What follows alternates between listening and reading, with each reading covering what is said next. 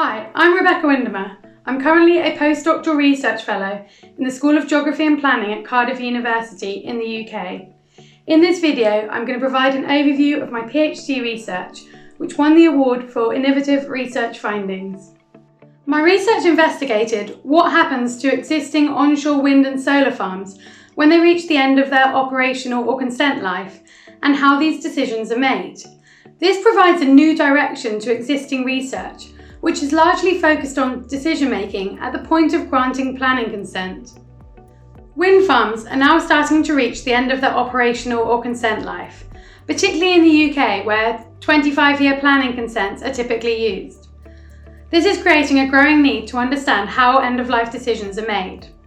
When sites reach end of life, they have three key options. Firstly, to repower. This involves removing the existing infrastructure and replacing with new.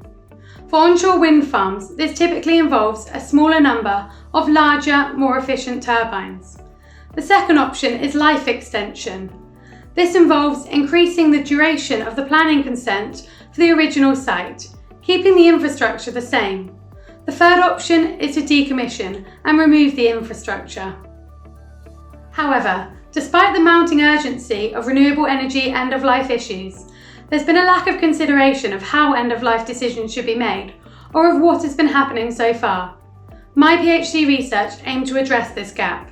The three horizon scan questions that my research contributed to addressing are: 1. What drives the social acceptance and trust of renewable energy technologies, and how can local involvement in renewable energy be promoted as part of ensuring a just transition? 2. What types of policies should be implemented to ensure a good outcome and fair distribution of the costs and benefits of renewable energy? And 3. How can renewable energy installations support the rural development of the communities hosting them? My research was innovative as it provided the first systematic assessment of how end-of-life decisions are made, including how different actors considered the duration of sites and the different end-of-life options. It considered how sites may change over time and how this is reflected in decision-making. The research involved: 1. An analysis of all relevant UK energy and planning policies. 2. A review of data on the age and status of UK wind farms, including details of repowering and life extension applications. 3. In-depth case study research at 4 wind farms and 1 solar farm, including in-depth interviews with all relevant groups. 4. Surveys of residents living within 3.5 kilometres of 2 wind farms. More broadly, the research set out a new research agenda, revealing the need to understand the long-term lived experiences of those living close to renewable energy sites and how end-of-life decisions should be made. The results provided novel insights into how end-of-life decisions are formulated and the associated opportunities and challenges. It revealed that wind farm developers and local planning authorities have faced difficulties making decisions in the absence of policy, providing recommendations for a more detailed end-of-life policy.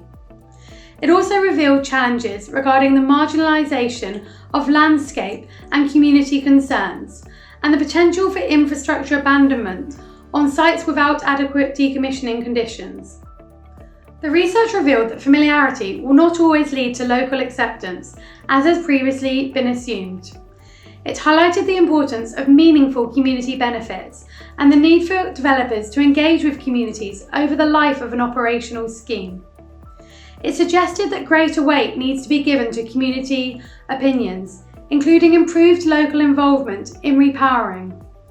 The research suggests that communities need to be involved from the very start, and that repowering should provide an opportunity to consider different forms of community benefit, such as community co-ownership.